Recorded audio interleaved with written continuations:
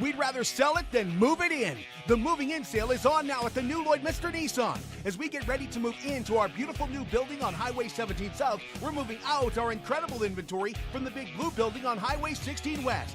Save today on our incredible lineup of new and pre-owned vehicles all under the roof. Get special clear-out pricing on all remaining 2023 models. We're getting ready to move in, so come out and see us today for fantastic savings on your new car, truck, or SUV. The moving in sale is on now at the new Lloydminster Nissan. We won't sell you a car, we'll help you buy one. At Lloydminster and District Co-op, membership matters more. Because being part of a co-op means you're connected to something bigger than yourself. From long-held legacy by those who built our communities, to people you call family, friends, and neighbors. When you're a Lloyd Co-op member, you're an owner in a local business that prides itself on purpose alongside profit. You earn cash back, you help support causes that matter most, and you're building a better way of life for the next generation. Membership matters more.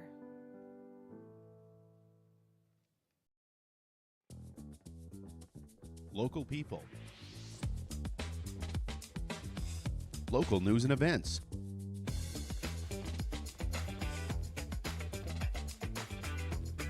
Local sports. Local matters. For all things Lloydminster and area, this is Live with Kurt Price. Well, thanks for joining us this morning at the new Lloydminster Nissan Exhibition Grill here at the Lloydminster Exhibition. We got some exciting news. May 13th, the new Lloydminster Nissan will be opening up the new building here in Lloydminster. Sounds like a ribbon cutting to me. Well, we'll have to have a grand opening. We'll have to have a grand opening, absolutely. Have to do some kind of a grand opening, but it's nice to see some new buildings. Co-op looks like their building is ready to go, so we're ready to go pretty much here. So May 13th, and that means we'll be bringing the cars back into town. I remember the day we were moving them out of town, and I had the license plate on the dash instead of on the back of the vehicle, and I got pulled over.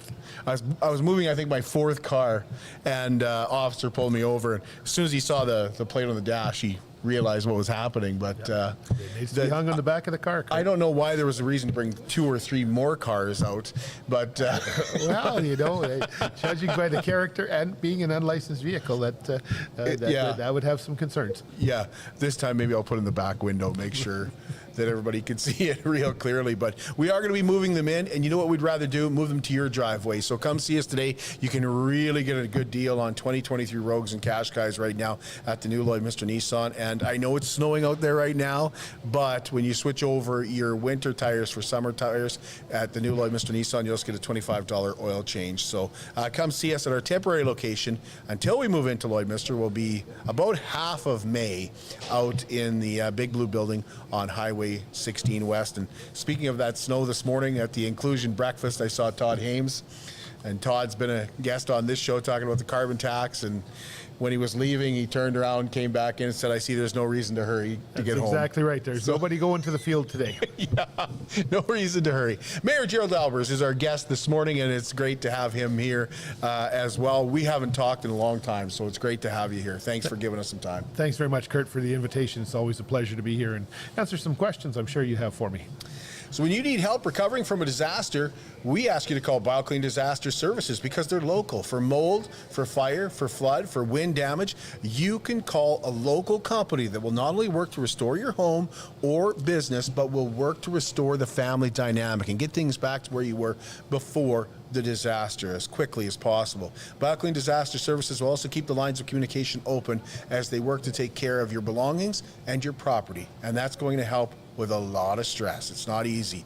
Believe me, it's not an easy time by any means. So why wouldn't you want somebody there who's going to keep you up to date and somebody that you can trust? And you can trust BioClean Disaster Services. Lloydminster, Wainwright, St. Paul, Bonnyville, and Cold Lake, 1-833-246-8326. Feed the Farmer returns 1 week from today. We're supposed to be out in the field. We'll see if that happens. See if Mother Nature cooperates. Yeah, we might be in somebody's barn or something like that. Could be. The way that things are going in somebody's Quonset or something. But if you haven't nominated a farmer yet, and boy, everybody's a little more happier, aren't they? I think there's been a sigh of relief, a general sigh of relief. They talk about billion-dollar rains. This is a billion-dollar rain and a little bit of snow to add to it. Well, I was down to see Aaron at Diamond 7 Meats. He said the exact same thing. He said, Kurt, we used to call it $1 million rain, but with the price of cattle and canola and everything that's happening right now, it's $1 billion rain now. It starts with a B now. Yeah, it starts with a B. Yeah, it sounds more like things you hear coming out of Ottawa. Oh, let's not go there right now. So if you haven't nominated a farmer yet, please do so, because we are going to head out on May the 9th. We'll make a draw here on Monday. Call that farmer and say, hey, maybe you haven't started yet, but we're coming to see you. We'll kick it off with some kind of a nice lunch, and that lunch is very nice. A hot meal from Diamond 7 Meats with the roast beef. Sobe supplies a fantastic dessert. I'm not even talking about salads yet, but we haven't even got it. out there. I've been there once, and I might have to check my calendar and see. Let me know if I'm able to help out a little bit. Superior Water is another sponsor. Richardson Pioneer, BASF, Invigor, the Tent Guys, and the Eggland boys and girls out there have been a big sponsor of ours as well for quite a few years now. It's great to have them. They like to show up for the lunch, and they always bring some really nice John Deere hats and stuff with them too that go over very well with everybody. So get those nominations in, and there's also 2 draws for some Diamond 7 Meats gift cards as well. $500 gift cards to Diamond 7 Meats. So we're really excited to have Feed the Farmer back. No grand prize winner last night here in the Lloydminster Exhibition's Chase the Ace draw, but someone did take home a nice amount of money. Another draw here on Wednesday, of course, with the deck at 48 cards and the jackpot starting at just under $30,000. So $10 each. 3 ways to purchase. You can buy them right here at the Lloydminster Exhibition in person. You can purchase at lloydx.com or use your Visa and MasterCard there, or you can just e-transfer to Chase the Ace at lloydx.com. You do need to know, though, that you got to include that password, CTA 2024. That's got to be there with all capital letters, and your email address and your phone number need to be able to get in touch with you. This Sunday, May 5th, is officially Red Dress Day, but the Lloydminster Native Friendship Centre will host many activities tomorrow so that some of the schools can take part. Laurie Harris told us what those activities include. We have, ourselves at the Lloydminster Native Friendship Centre, have an event that starts at 10:30 in the morning. We begin with a pipe ceremony. Anyone's welcome to attend. And then at 12:15, we do a community walk from City Hall all the way down to the clock tower and then back to the center. And outside we have a little bit of we'll have dancers and a drum group from the schools. The Prairie Thunder Boys will be there, and a couple of kids from the school will be dancing, jingle dancers. And then we move inside at 1:30 for a luncheon. You can come to it all. You can come to different pieces of it, whatever you're comfortable. We encourage you to wear red if you can, and it just shows solidarity to the Indigenous community. You know what? It's a really busy weekend. Red Dress Day is going to kick off a really busy weekend. This is Pitch In Week, presented by Mary Brown's. So you're encouraged to pick up litter, clean the yard, the driveway, the sidewalks in front of your house or your business. And there's also a coloring activity with prizes for children aged 4 to 8 on the city's website. For those that are aged 9 to 16, you're asked to draw an image of a beautiful Lloydminster, what that means to you, what it looks like. And once again, that's on the city's website as well with more details. And it kind of culminates with the household waste recycling roundup. Used to be the household hazardous waste roundup. It's now the recycling roundup, and it runs from Saturday to 10 to 2 here at the Lloydminster Exhibition. Not only can you drop off everything from propane tanks to pills, but Big Brothers Big Sisters also has a charity barbecue here. Rita Mackelchuk told us that if you're dropping off items, come early, and also you may want to have them picked up. Yeah, you drive in with your stuff, and there's different collection points. So we have volunteers who take the stuff from your vehicle and put it in the proper, give it to the proper contractor. Or you can also have a household pickup, but we do not pick up tires or furniture items, anything like that.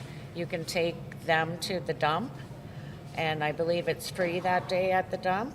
but you can bring tires to the roundup. We just don't pick them up. Okay. What do you do if you need stuff picked up? You just call the number on the poster or go on the Lloydminster website, and the phone number's on there, and I believe Melissa this year is taking the calls. Is there a deadline to do that? Yes, there is. May 3rd till 6 p.m.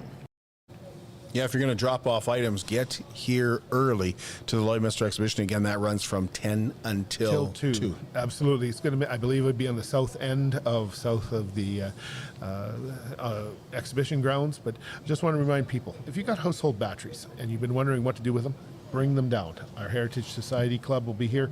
They're gathering up batteries for fundraisers, car batteries, those kind of things laying around the garage.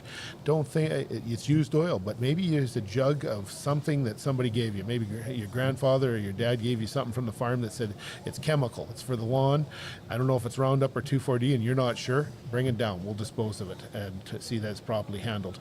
Rather than dumping it down the drain or down the storm drain or something like that, folks, this is the opportunity to just clean up those unsure things or things you just don't need.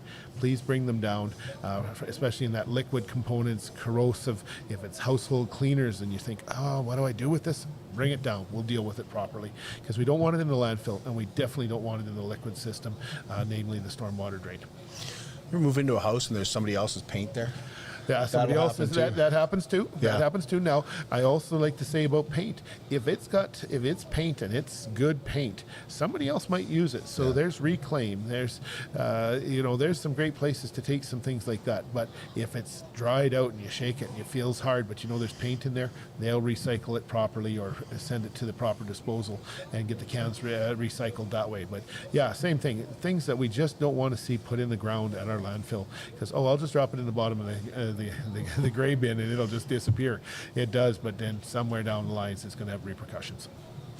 Lloydminster Bobcats are hosting Flavor Festival at the Civic Center this Saturday night. Nigel Dubé, General Manager, President of the Lloydminster Bobcats, and he told us they realized they needed more space when they really packed the place last year.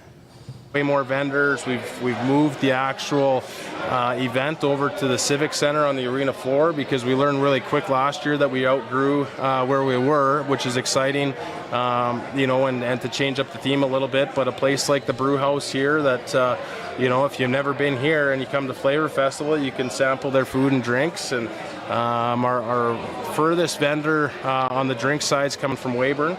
And then we have multiple up in the Prince Albert, east of Saskatoon, and then our local ones too. And some of the local restaurants last year that people maybe never heard about, were really busy after the event, which was huge for them. Again, you talk about the community connection of what it is, right? And somebody comes and tries it out, and next thing you know, they got people coming to eat lunch there once, twice a week, and that's what it's about. Well, I told you it's a busy weekend. The Bordertown High School Rodeo is the first SHSRA event of the year, and it's here in Lloydminster at the exhibition grounds. This Saturday, organizers joined us on Tuesday night at the Canadian Brew House and said this is the start of rodeo for a lot of kids. It's good entertainment. It's really neat to watch these kids do their thing. I mean, they're competing in the events that adults compete in, and they're doing a hell of a job. So this really is the start of a lot of these kids' rodeo careers. So if you look at a long list of professional bull riders, PBR world champions, they started in high school rodeo. So they're starting on smaller stock, and this is, I guess, where the dreams start, right? There's a long list of people. This is where they started Saskatchewan high school rodeo. Is that why it's so important to have a rodeo here in the 100%. So these young kids are getting on stock that's appropriate for them. They're building their way up into, that's their goal. Tickets for the Bordertown High School Rodeo are only $10, $15 for the entire weekend. And there's a car show this weekend, a barbecue, a swap meet, all together at the new Lloydminster Nissan. That's out on Highway 16, again in the big blue building. It's hosted by the Lloydminster Motor Club. Randy Marsh told us that this is the first of its kind and an opportunity to get rid of some of those old car parts that are hanging around the yard and the garage. It's gonna be a lot of fun because we're doing a car meet and we're doing the swap meet. So, and then there's gonna be a barbecue as well that I'm gonna be manning. So yeah, one half is gonna be swap meet, other half's gonna be all your car meet. Most important part, the barbecue. me. Right. Yeah. Yeah. Center of attention. Yeah. So, like, tell me more about the swap meet. Like, how exactly that works. Like, is it a cash buy or? So yeah, what it is like if you have any spare parts kicking around your house that you know you're never ever gonna like. Maybe you sold the vehicle. You sold the vehicle, like tail lights for an old vehicle, rims, tires. Exactly. Yeah. We're going to take a break, and when we come back, we're going to talk with Mayor Gerald Aalbers about a lot of things, including, and I'm really excited to get down to this a little bit, we're going to find out about that maintenance shop that everybody seems to be talking about. So we'll get it from Gerald. We'll also talk about Bill 20 in Alberta. What is that all about? You might not understand it. I might not understand it. We'll find out if Gerald does when we come back.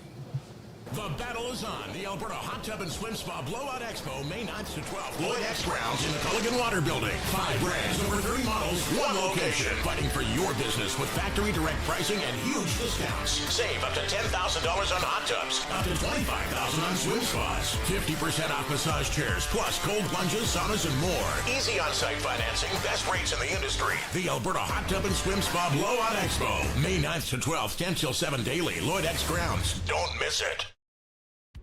I'm Brian Zinchuk of PipelineOnline.ca. I used to be a pipeliner, and I've spent the last 15 years reporting on energy in Saskatchewan. PipelineOnline.ca provides comprehensive coverage of light oil, heavy oil, lithium, helium, power production including coal, wind, solar, geothermal, natural gas, and nuclear. There's a lot happening in Saskatchewan's energy sector, and Pipeline Online is there for all of it. No one else comes even close. It's more than just taxes at LNA CPA.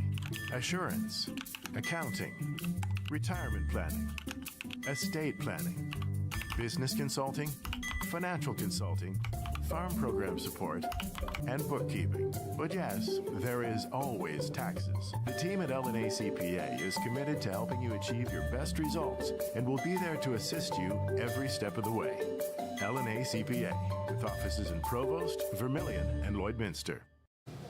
It's not just a name, it is Superior Water. Superior Water has 2 locations in Lloydminster, and they're open on Sundays to make filling your big blue jugs a whole lot quicker and easier. And if you want great tasting water right from your tap, call Superior Water and ask about their under-the-sink reverse osmosis systems. 780-875-6636. I drink Superior Water because I like the taste, and I believe it is Superior Water. Superior Water, open on 57th Avenue, Monday to Friday from 8 to 6, Saturdays and Sundays 10 to 5, and they have a coin-operated location beside 7-Eleven on Highway 17 South.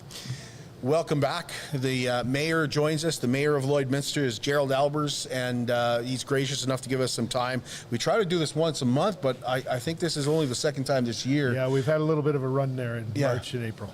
Well, it's good for you because usually I'm only calling and saying, hey, we need you to come on when there's an emergency or something, when something bad happens, Gerald. But we may be seeing you over the next couple weeks here a lot more. So excited that you've taken some time to talk to us, though. Really appreciate it. It's always a pleasure, Kurt. You know, there's often questions, and we try to get as much information out to people, but we appreciate your show and the ability to share more information and answer some questions that are in the community. And now we're on Rogers. It's nice to reach out to other communities, too. Absolutely. And kind of showcase what we have here in Lloydminster. So we're really excited about that. One of the things that not a lot of people in the community have been excited about, you've been hearing about it a lot, I'm sure you go to the grocery store, you hear it a lot, is the new golf and curling maintenance shop. $3.1 million is the price tag put on that. A lot of people heard that number, and it really came to light. Correct me if I'm wrong, but it really came to light with the by-election. Actually, it started with the borrowing bylaw, followed by the by-election. Okay. So from a perspective, last fall, it was brought to council as a project for 2024.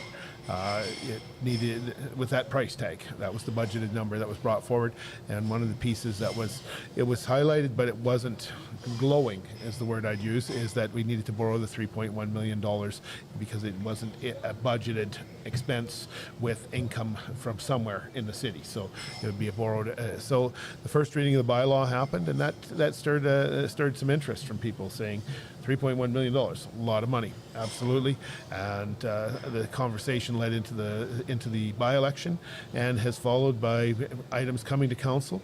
A lot of discussion at City Council. Administration's brought more information forward, and we've directed it back to administration saying, find out what it's actually going to cost, because we budget on a lot of projects. Most of them we come in under, thank goodness. Sometimes we come in over. We want to know what we need to build, and I appreciate the question because it's not just simply a building. I think that's one of the pieces to it. The piece of property that we're looking at, it would then have to be serviced with water and sewer because there's no water and sewer on that piece of property. The utilities, power, telephone, and those kind of things from that perspective. Additionally, the fencing of the entire area to get it secured. We're storing pesticides, fertilizer, and fuel. We want to ensure that it's done properly for the long term. Again, do we do a short-term fix or do we do a long-term fix? I think the intention of council is we want to do a long-term fix, but we want to know exactly what it's going to potentially cost, and then it's going to come back to council for further decision because the borrowing bylaw has not moved forward, and certainly I've heard very clearly from people their concerns, so I want to know what it's going to cost, and then we'll figure out how we're going to pay for it. Is the concern that it sounds extravagant? 3.1, when you hear that number, you go, there must be things that you can take out. Like, is the floor gold plated sort of thing? So the building was not, the project is 3.1, and that's the hard part. So there's a title that called it Golf Course Maintenance Shop. But it's a project from the project of building fence, landscaping. There's going to be a few paved parking spots is in the proposal. The building itself, there's costs associated to move the fuel tanks, the fertilizer, and those are all costs that we have to incur. So money is budgeted for that. I believe the building came in at 1.8 and then everything else added, including a $500,000 contingency. So if you took the contingency off, we're now 2.6. So it starts to come down pretty quick, but that still wasn't, we weren't happy with 2.6. So I think that once we see what the building it looks like to replace for the long term, we're replacing a building that was repurposed 40 years ago, if I got my numbers correct, from a purpose that it was never designed to be a maintenance shop where there's lifts and there's grinding going on. If anybody's been around the golf course, they see those reels, right? They still use the reel mowers like you used to see with kids pushing down everybody's lawn. Those mowers get sharpened depending on how fast the grass is growing and how much they could get sharpened easily once a week, if not more than that. And that's a process because each one of those blades are curved, there's a special machine, and there's exhaust. There's no exhaust system in the current building that we'd like to see upgraded to the new building for the obvious reasons of OH&S and all those pieces to it. So there's things that come into play. So it's just simply not, and I want to answer this, that it's not a storage shed. Because a storage shed, you'd have to build a heck of a storage shed for $3.1 million. It is not a storage shed. There's offices, there's washrooms, there's employee lockers. There's also a maintenance area which is dedicated, which will store oil and lubricants, as well as the tools of the mechanic, as well as all the equipment the city provides. Because there's about 150 pieces of rolling stock at the golf course alone, from golf carts to all the maintenance equipment that you see. Like when I hear 1.3, 1.2 million for a building, Gerald, I mean, you know, that doesn't sound too exorbitant to me, considering the price of some houses nowadays. Well, am I off base? I don't know. I just I'm about to get a quote on shingles on my own home, and I was talking to some fellas last night at the OTS meeting, and shingles have doubled in price in the last year. Building materials, and I don't have to go to a different example, the Synovus Energy Hub, concrete, steel, labor. So, you know, that's why we've went back to administration and we said, let's get a good fix on what this building's going to cost us from that perspective, so we can deal with real dollars, because I think you've seen from council that we're not going to spend $3.1 million on the project. But let's see what the project's going to cost and see what we can do and what's feasible and what isn't. It comes down to dollars and cents, and at the end of the day, we've heard very clearly, and closer examination, we need to go back and do a little reset, and that's what we're doing. And we'll report back to the community as soon as we have some information that, you know, what we're seeing for potential building costs, and then have a discussion at that point. It's been all good updates on the Synovus Hub. Absolutely. Work is progressing. You know, we were just talking about moisture earlier in the show. The winter that we had provided our construction folks one of the best winters they've ever seen to do what they're doing outside. So I don't have the latest update as to when the building will be arriving. I suspect any time on site, or the pieces of the building, because it just doesn't come as one building. And then the erection of the building that's going to go on over top of the concrete work that you see. And hopefully by the end of October is what I understand. The last report I had on that was that we should be enclosed, and then we move inside and work on the inside. So it's coming along. You know, there's discussions in the community. How are we going to pay for this, Mr. Mayor? Well, we've got a fundraising golf tournament coming up on June 6th. We're kicking off some other events where we're asking people to step forward with some pledge money and commit, as we've done so many other projects in this city. I don't think I've talked to anybody that, you know, because I haven't lived here all my life. This BioClean Aquatic Center was built with pledges. The Service Sports Center was built with pledges. Those are the kind of things that, you know, we appreciate the community stepping forward, being individuals or businesses, families, however they want to do it, and just making it just a little easier on the taxpayer to get this project to the finish line. And I'll say this, people have asked, how are we coming with the government of Alberta? That is still... That was my next question. I can tell you that's a project that's on my desk regularly, and in regular communications with both our MLA, Garth Rosewell, as well as various ministers in the Premier's office in Alberta. So I look forward to hopefully bringing something good news in due time here. Speaking of the government of Alberta, a little bit of confusion about Bill 20. It's been tabled now. So when I hear something's been tabled, I think, okay, we don't have to really worry about it anymore. But was Bill 20 something that bothered you? That, you know, that there's a clause in Bill 20 that they can remove councillors? Yeah, there's always concern, and when the status quo changes. So let's just go back a little history, Kurt. The Constitution in Canada, and repatriated in 1982, if I've got my dates right, guarantees that we have a federal government and guarantees we have a municipal government. Sorry, a federal government and a provincial government. What it doesn't guarantee is municipal government. So dating back in Alberta, 1911, I believe, is when the first municipal act was created. And since then, there's been amendments. But we are here as a city, as myself as mayor and city council administration, at the will of the provincial government. And that doesn't matter if you're a rural municipality in Alberta or a city. Now, ours is, again, unique because of the charter. But for the bulk of Alberta, the government of Alberta, the Minister of Municipal Affairs could bring forth legislation. So I want to remind people that the government of Alberta actually operates municipalities in Alberta, and they're going to go, what do you mean? The Special Areas Board was created after the 30s and is still administered by Alberta Municipal Affairs. They have an advisory board that members are elected to, which are an advisory board, but at the end of the day, the minister and the chair of the Special Areas Board takes those recommendations very seriously of what they're hearing from the communities they serve and the people in that municipality. It's challenging. It's some of the things that brought Bill 20 was actions of councillors in cities, in particular Calgary was highlighted by the minister and the premier, by events that led to the last election of municipal governments in Calgary and Edmonton. From that perspective, from other perspective, we recently saw what happened in Chestermere, where the minister did have that ability to remove a mayor and council. So Bill 20 is a refinement of some of the legislation in place today.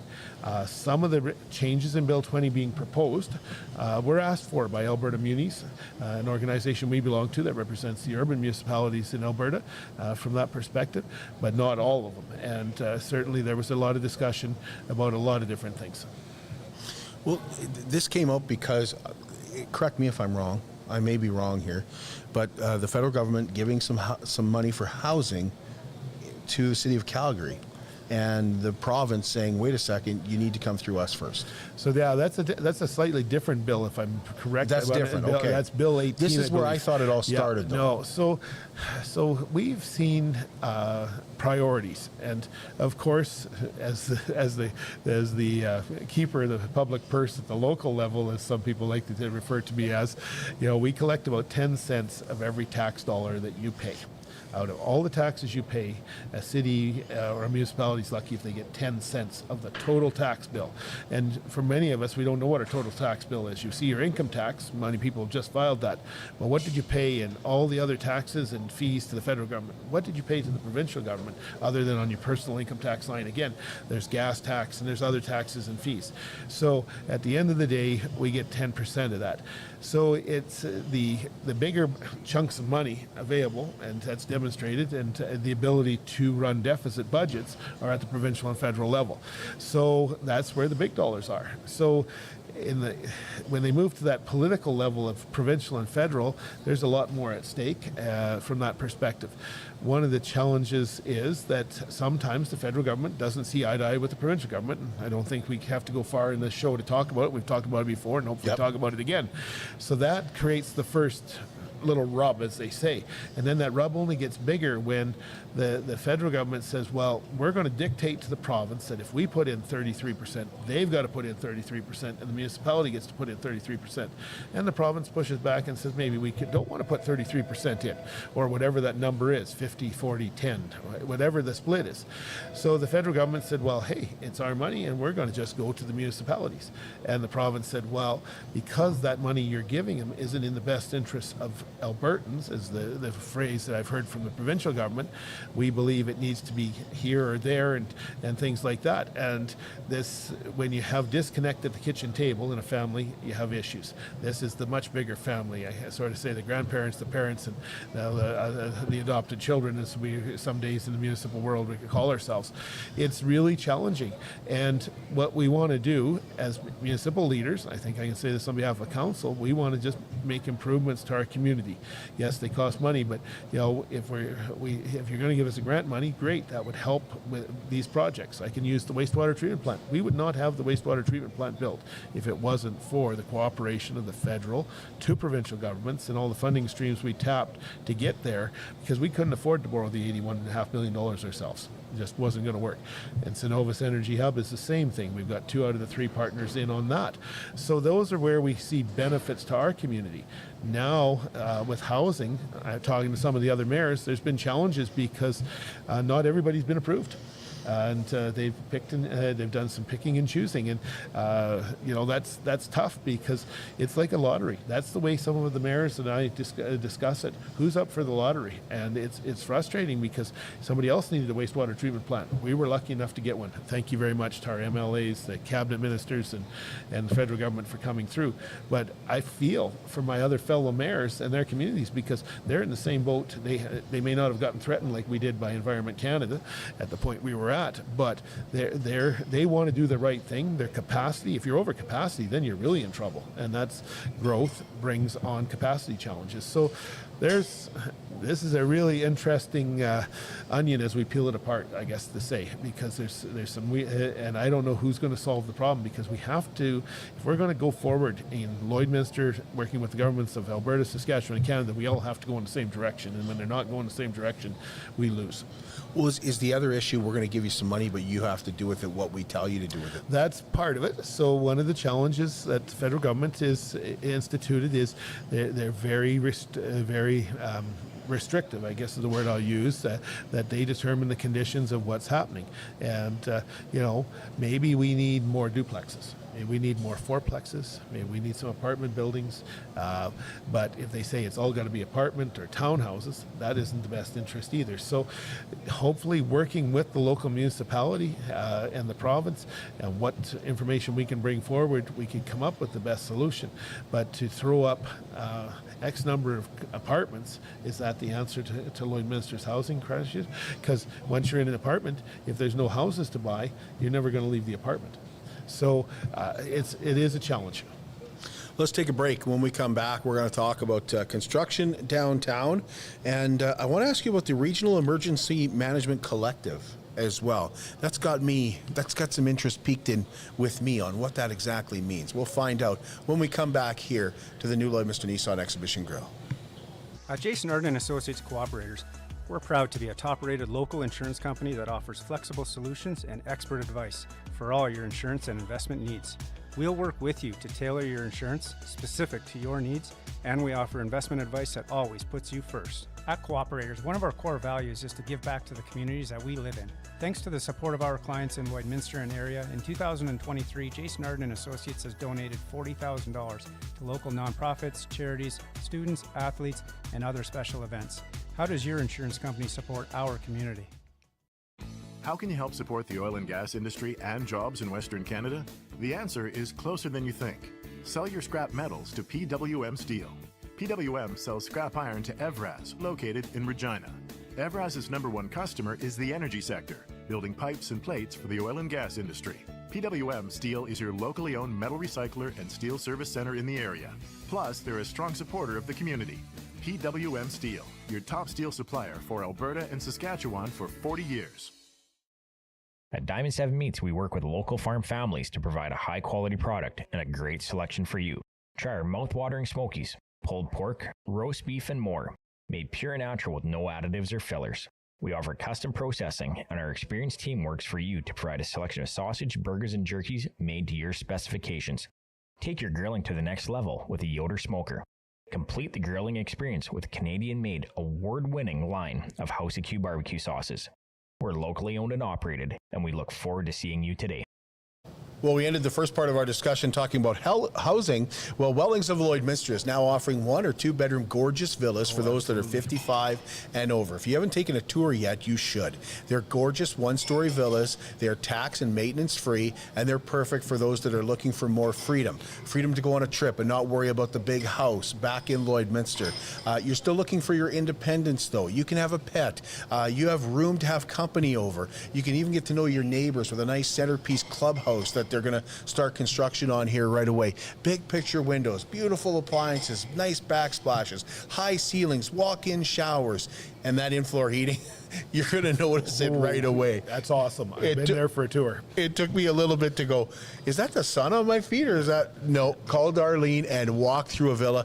And the other thing is, if you're having health issues and shoveling the walk and cutting the grass and stuff like that is becoming more painful than a chore, well, that's where this can come in, and you might not be able or ready to go into that next step yet, where you're having somebody wait on you, and you have a one room, and you're thinking to yourself, this would be better for me, but you're worried about signing a long-term lease. That's where you can ask Darlene. That's where she's got a great answer for you. 780-872-8537.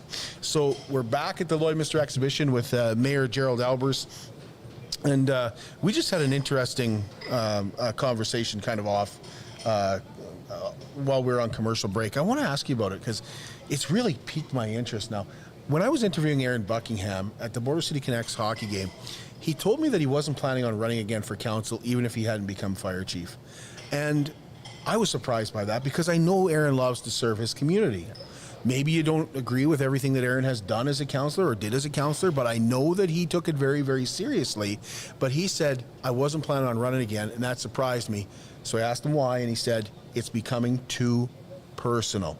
Now, when I heard that, I kind of went back a little bit because it makes sense. Things are getting heated in the House of Commons, and legislatures. And we're seeing watchdog groups, watch municipalities and stuff like that. So I wanted to ask you about that, Gerald. What are your thoughts on it? Is it becoming too personal? Was that one of the main things you had to grapple with when you decided to run again? Well, and I'm still grappling with it some days. Yeah, people, first of all, we don't get in this job to do it for the money. I can tell you that, and people can attest. Well, you get paid, and I said, yeah, I got paid, and I left a job. I gave my resignation when I was fortunate enough to get elected in 2016. From that perspective, this is why do I do it, and I can only answer for myself. You could have to ask the other 6 councillors. I want to make a difference in the community. I hope to make the community better. I hope to provide some leadership and bring some things to our community that we haven't got, and build that relationship with the provincial governments and encourage them to invest as well in our city from their programs and services that they provide, attract new business.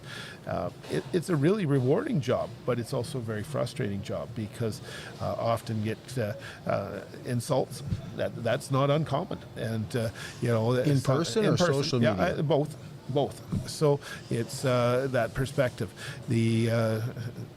and it's how I can't even touch the social media portion because I can't have a debate it's not even a debate. It's just one-sided. So no matter what I say, somebody will argue with, and that's fine. I'll just leave it alone. My wife is very adamant that I stay off social media. So I do. I occasionally pick it up. I get a little frustrated because when the facts, let's talk about truth and facts, and let's get the facts and then the truth of the facts, and that's the hard part with it. It's frustrating. I can't, like I say, occasionally the council members and I chat individually, or we'll chat as a group and just say, hey, how's everybody doing? It's hard because the ability of what happened when I grew up in the 70s, and people wanted to speak out. They had to write a letter to the editor, and they had to sign their name on the bottom. Now I get letters and emails from people that there's no name, they're not signed. I get letters unsigned. So is that a real letter, or is that just somebody that put something together from that perspective? I still enjoy sitting down and have a cup of coffee, just doing sort of what we're doing here, Kurt. People say, I got some questions. Let's sit down and chat. Just ask people to reach out to City Hall if you want to chat with me. I had one sent an email. Are you going to have a time in the next week or two? I said yes. Here we're going to try and get staff to coordinate it with my calendar and sit down for a cup of coffee and we'll chat. We're going to have a couple of those coming up where it's your voice, the opportunity to sit down and let's just talk. If you've got something's on your mind, and just ask to drop by and say hi and let's do it. One of the things that I know you received a lot of feedback was downtown construction last year. It's going to start up again on Monday. Yep. When you hear downtown construction, I think, here we go again. So that was a concern, and that I hope that we can take away. The traffic will be able to continue to maneuver throughout downtown. We are not literally shutting down traffic anywhere in downtown. You may find that a partial lane's closed while they're doing some work at one corner or another corner, some installation of the final product because we didn't finish with all the concrete work that we wanted to do and things like that. But nothing, you'll have access to every one of those businesses downtown, that especially in the construction area, but adjacent to it, you might have to park a half block away and walk around a corner to get to somewhere from that perspective. But there's no actual streets being ripped up and detour here, go around there, things like that. Wasn't the plan to do the rest of 50th Street downtown? So it will come in due time. Basically, again, each year we've got so much budget money, and I think that we heard from the community, let's take a pause, and we know that we want to do it. Let's work with people. Again, I heard from the retailers and the businesses. It's hard when we don't have access. People kind of shun us from our business, even though I think there was 2 weeks that you couldn't access a business when we were doing the sidewalks. Other than that, they were accessible, but it's maybe a little inconvenient and it's different. And that's what we ask people to do, is be patient with us, because we don't live in Florida or in California where they do road construction 12 months of the year, and they can do all sorts of things. And we can't do that. Our season is, as we know, here it is snowing 1st of May.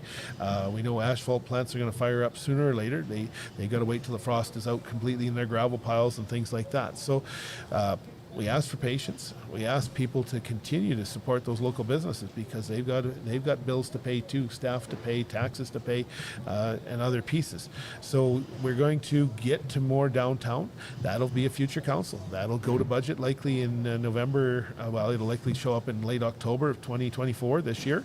The council of today will start the process, and the new council will put their stamp of approval on the budget going forward to next year. So haven't seen that yet, and I don't know what it looks like. If they're proposing to go down 50th, we've got to do 50th. We've got to do 50th the other way. There's a lot of work to do, folks. Those water and sewer lines, if you walk down there and saw our construction crews doing that, will say, holy smokes, that's still running water.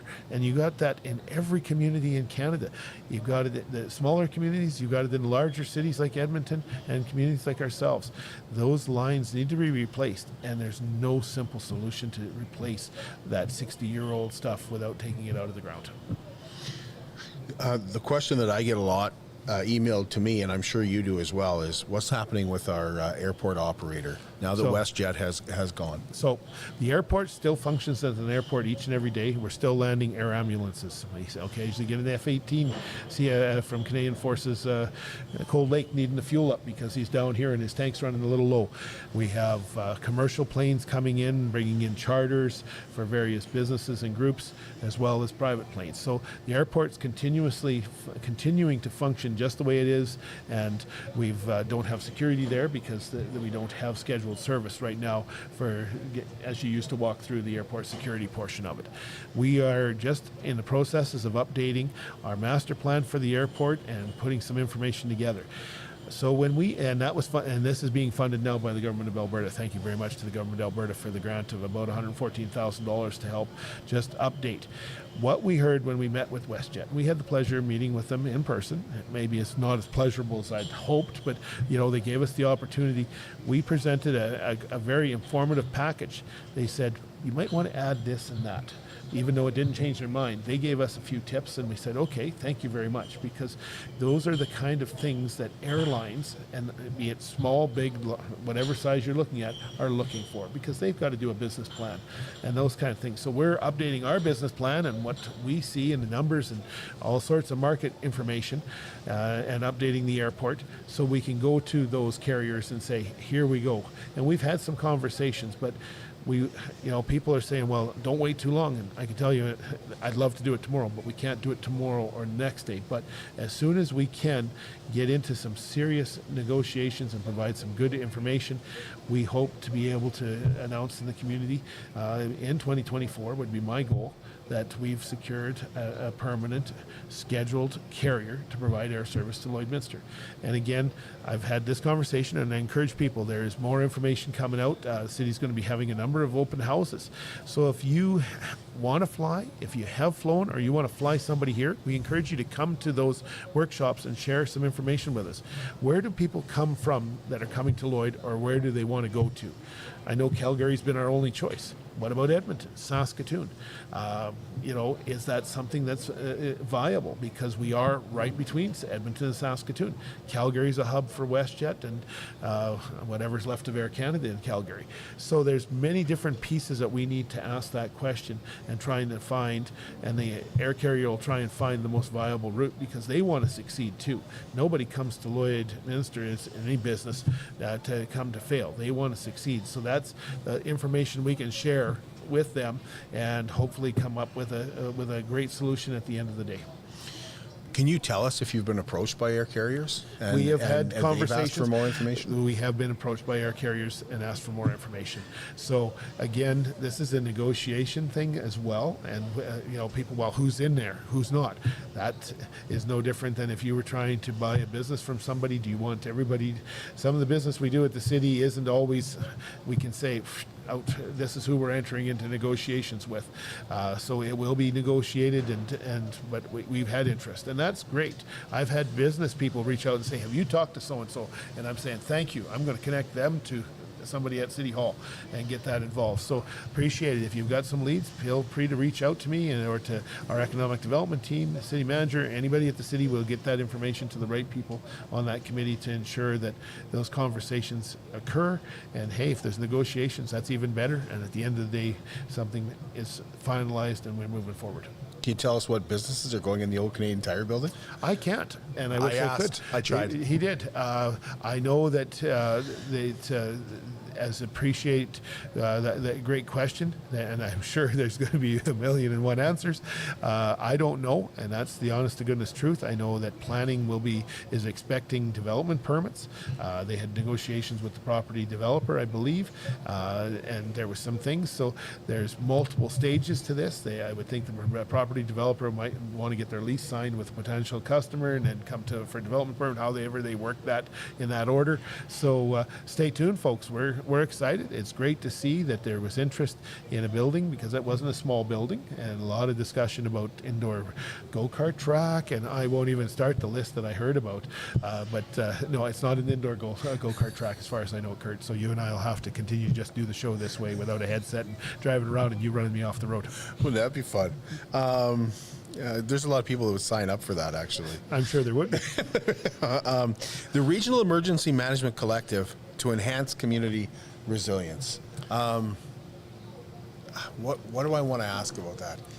Is that so that our firefighters can respond outside the community? What is this? So this is actually beyond firefighters. So let me address the firefighter thing. We have a mutual aid agreement that if we needed assistance in the city, that we had a major blaze, and we had all our firefighters out and as much equipment as we could furnish, and that's not enough.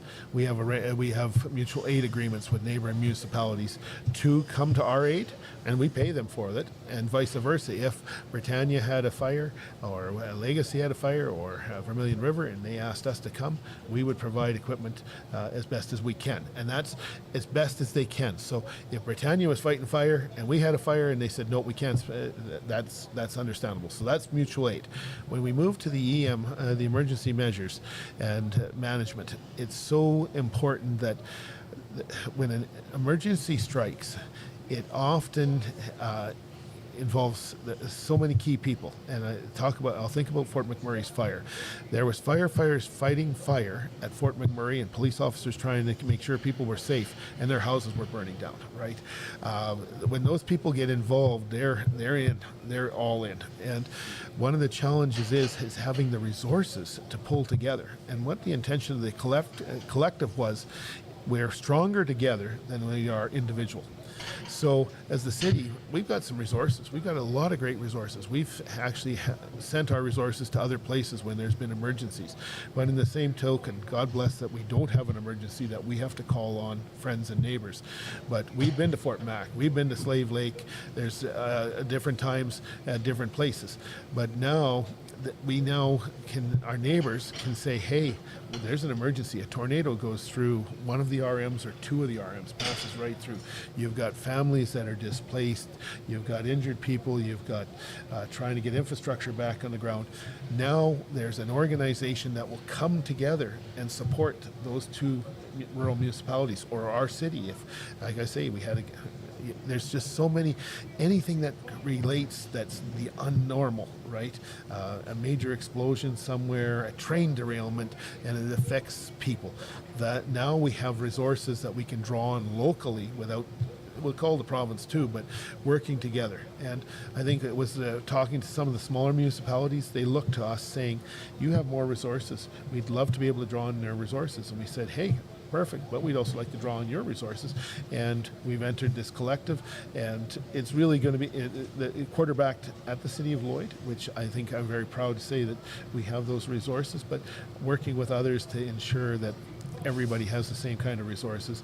It's about training. It'll be tabletop, and they'll actually be what they do, practical training once every 2 years in many cases, just to ensure that what we've developed and all the things work in place, because there's a series of training programs, Incident Command System, ICS, and there's various levels. I've had the pleasure of taking a couple different courses, but hell, I'm not half as trained as the other people because I wanted to understand what our people were doing. So when you asked me, this ICS program, what is it?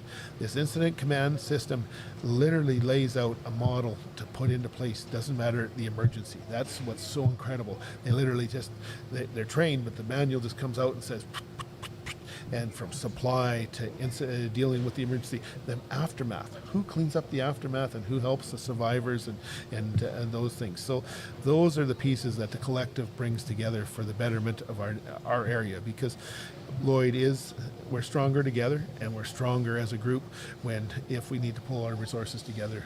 It's great, and the framework is there now. So I'm really excited about it. I know some of our neighbors are, and appreciate the neighbors that did sign up. I remember taking a survey about public transportation. Have we heard about the public transportation master plan yet? So we've had a second update to that master plan that's still not completed. They're still working through it. Some options were presented to the community again, 4 different options. There's a cost to every option, from on demand to I want to call light, medium, and sort of an intensive service with a number of routes and buses and things like that. Still being looked at, again, back to our federal and provincial governments.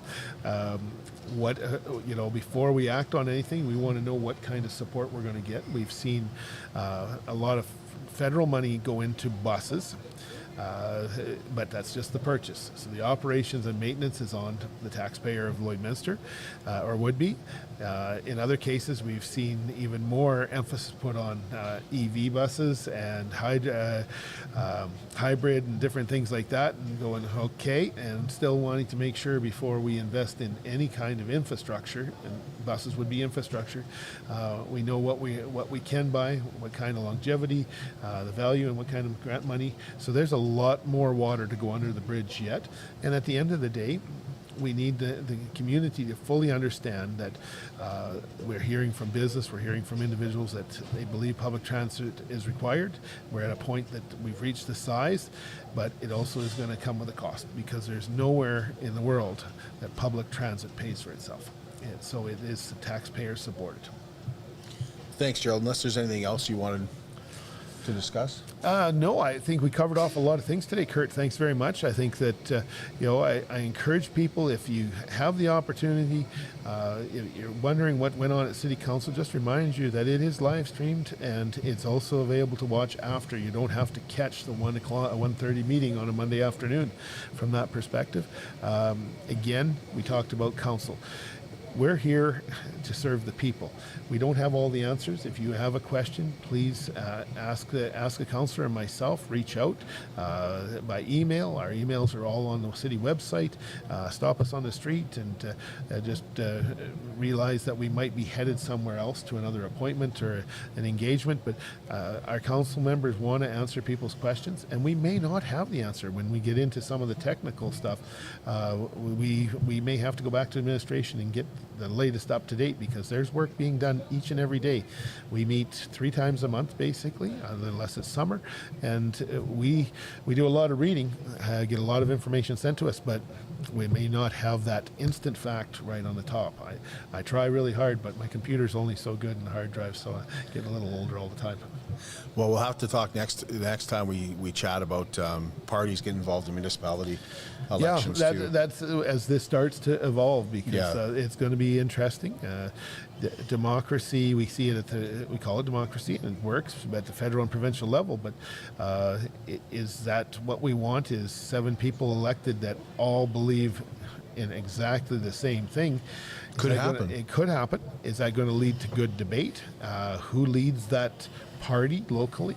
That wasn't my goal getting into this, and people have asked, and they've asked me in the past. Now let's go back to 2020 election. They asked, who do you want elected? And I said, send the 6 best people, because at that point I'd been acclaimed that no one was running against me. I asked for the 6 best people they felt could serve the interests of the entire city. And that's what it comes down to, and that's the message you're going to hear from mayors and councils going forward, that is that going to serve the people the best way. I guess that's the people's judge. I work on a 4-year contract, if that's what you want to look at it as, every 4 years, and I've indicated I would be interested in renewing my contract, as I say it that way, but to run and serve the community as mayor for 4 more years. Started it that way in 2016, did it again in 2020, and I would like to do it in 2024. That's the choice of people. If people feel that I'm not providing the leadership they're looking for as mayor, as long as you meet all the requirements of being a Canadian citizen, 18 years of age, and a resident of the city of Lloydminster, you basically can run for mayor or council. And people have expressed interest already to me that they would like to run for council. Others ask me, what's it like? And I go, well, here's one of the things. Are you prepared to sit down in the show and answer some questions? You're going to be getting stopped, as you said, the grocery store, your church, going to a Bobcats game if they're playing here at the Lloyd, Lloyd X, if you're here for an event, people always have some thoughts that they want to share. So it's a unique job in itself, and by complicating it with saying that we've got the party thing may show up to get elected, and then what happens after that? Oh, that's what you said is a party. Well, okay, then are they going to live with that from that point on? That'll be up to the individuals. You also notice we didn't talk much about the carbon tax. We are going to do that. We're going to do that next week, actually. Oh, right on. We've had these carbon tax chats. We started with the farmers. I do want to get cattle producers on as well, so we'll do that. But business owners, the municipality, not-for-profits, they're all affected by the carbon tax as well. Absolutely. And so we're going to talk about that next week. And our next show is something a little more lighthearted. You may have noticed that Family Feud Canada is looking for residents to apply. They're looking for families that would like to fly down east and come on the show. And one of the producers has been in contact with us, and we're going to talk to him about what actually happens. What comes out of, how much comes out of your pocket? Let's say you do want to go and take your family on Family Feud. What is it going to cost you? What are you going to go through? Do you have to get tested? What does all this involve? So we'll talk to a producer from Family Feud Canada about that, and we're going to introduce you to a gentleman from Lloydminster. You may have heard him on the radio because he works for 106.1 The Goat, Evan Dagenhart, who took his family on to Family Feud already. Absolutely. So he's going to give us his perspective and take us through what it was like for him when he went to Family Feud. But when we were talking to the producers, they were like, we really need to get more from Western Canada. So we're like, we really need, like, we haven't seen a lot of applications from your area, so we'd like to see more. Hey, so and there's some great sized families here that. Oh yeah, and a variety of ages. Like I'm just thinking of one or two. I won't say their names, but I'm going to have to mention and ask them if they thought about that, because I'm sure there's doing a little feuding at the farm over the kitchen table once in a while. I'm not naming any families that I know in the same in town. So hey, it would be kind of nifty. Well, you got a counselor, David Lopez. What about that family? Well, would you like to see Amador on Family Feud? It would be terrific, but you know, Trees can't get him to take a warm holiday vacation, let alone one to Eastern Canada. But I can't, that going to Eastern Canada has its challenges, but I also enjoy going to visit my sons-in-laws too there. So it's one of those things. But yeah, it's terrific, and I think this is that opportunity. You know, we often talk about the family dynamics, right? And every family, and you know, I've got family dynamics, and I know you got family dynamics. So how can you put that dynamics to work? And hey, if somebody's going to pay you to go to Toronto, or at least pay your way to Toronto, there's worse places to go, right? Yeah. Well, we'll find out. Is it a vacation after all? Now, it depends if the Toronto Maple Leafs are still playing too. Yeah, well, if you're going in the fall, they'll be back. They'll be back after golf season. Is that what I heard? Yeah, that's right. Yeah. I'm sorry, Heather. He said it. I didn't. I'm sorry, Heather. I said it, but Heath was thinking it. And one more a happy birthday wish going out to Deanna Wadler today. Oh, is it her birthday? She's a big 50 today. I'm sorry, Deanna. I said it. I can't take it back. Yeah, okay. I didn't say it, Deanna, so you know that. But happy birthday, Deanna. Yeah. She designed this tablecloth for us, designed the logo. Awesome. So she's been a big part of, she's been a huge part of this community, and a huge part of what some of the things that I've been able to accomplish here in Lloyd wouldn't have been able to accomplish without Deanna. So happy birthday, Deanna. And we will talk to you again on Tuesday when we get into the Family Feud.